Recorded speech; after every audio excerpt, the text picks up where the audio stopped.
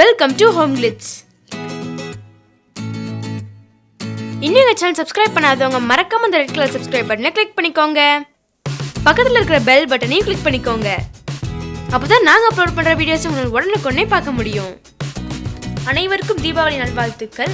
இந்த தீபாவளிக்கு சூப்பரான செம டேஸ்டான ஆரோக்கியமான வீட்டிலேயே செய்யக்கூடிய பூந்தி லட்டு எப்படி செய்வாங்க பார்க்கலாம். ஒரு லட்டை எடுத்து கீழே போட்டோன்னா அது உடையாம அப்படியே உருண்டு போச்சுன்னா லட்டு ரொம்ப பதமாக இருக்குன்னு அர்த்தம். இந்த பூந்தி லட்டு ரொம்ப சூப்பராக வரதுக்கு உங்களுக்கு நிறைய டிப்ஸ் கொடுத்துருக்கோம். அதனால இந்த டிப்ஸ் எல்லாம் தெரிஞ்சுக்கிறதுக்கு வீடியோவை கடைசி வரைக்கும் பாருங்க. லட்டுக்கு தேவையான சக்கரை பாகு எப்படி செய்யுதுன்னு பார்க்கலாம். ஒரு கடாயில் 1.25 கப் சுகர் சேர்த்துக்கோங்க. உங்களுக்கு வேணும்னா நீங்கள் ப்ரௌன் சுகர் கூட சேர்த்துக்கலாம். 1/2 கப் தண்ணி சேர்த்துக்கோங்க.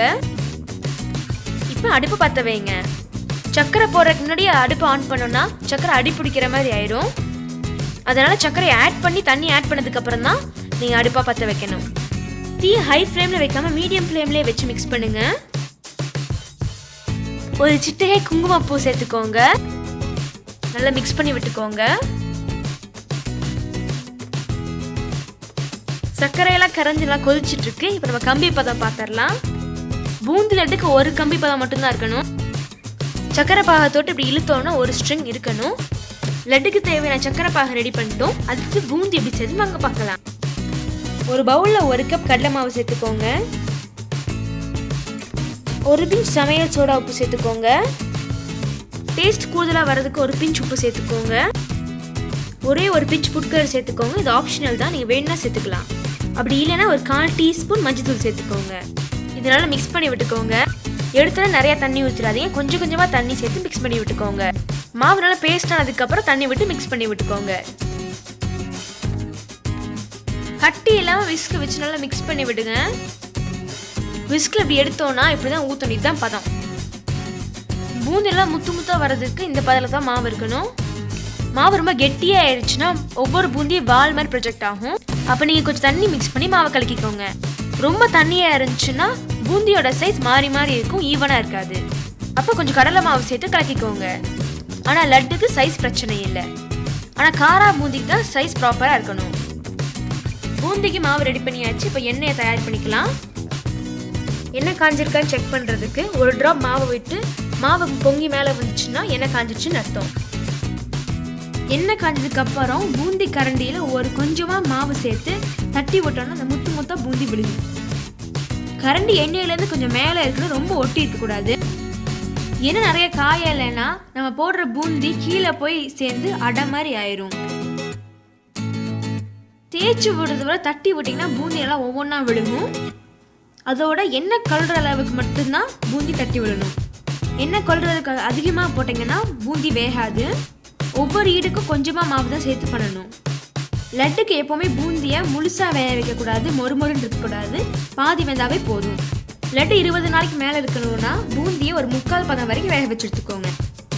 1 வாரத்துக்குள்ளே காலி பண்ணணும்னா 1/2 பதம் வேக வச்சாவே போதும். ஒவ்வொரு டைம் பூந்தி போட்டு முடிச்சோடனே அந்த கரண்டியில் இருக்கிற மாவை வடித்து எடுத்துக்கணும். இது கட்டாயமாக செய்யணும். கரண்டியால் பூந்தி எடுத்து ஒரு டிஷ்யூ பேப்பர் போட்டு பவுலில் சேர்த்துக்கோங்க.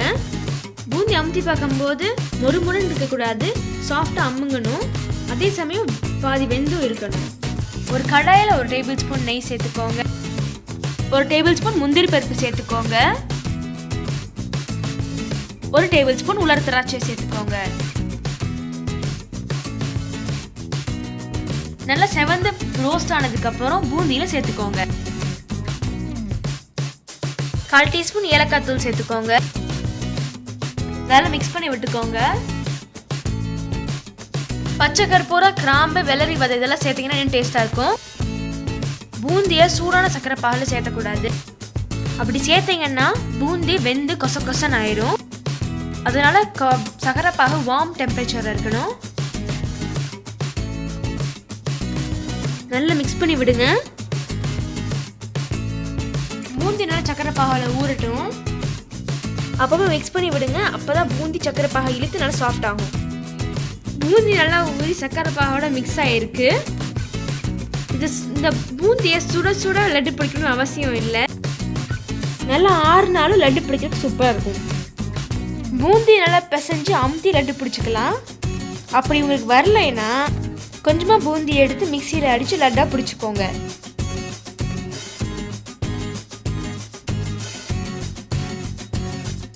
லட்டோட சூப்பரா பிடிக்க வருதுன்னு பாருங்க. இந்த மாதிரி எல்லா லட்டையும் பிடிச்சி எடுத்துக்கோங்க.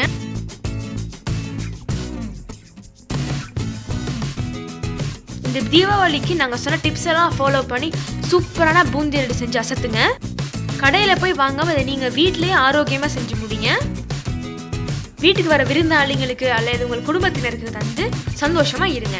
உங்களுக்கு இந்த வீடியோ பிடிச்சிருச்சுன்னா லைக் பண்ணுங்கள், ஷேர் பண்ணுங்கள், கமெண்ட் பண்ணுங்கள். மறக்காம ஹோம் கிளிட்ஸ் சப்ஸ்கிரைப் பண்ணுங்கள். தேங்க்யூ.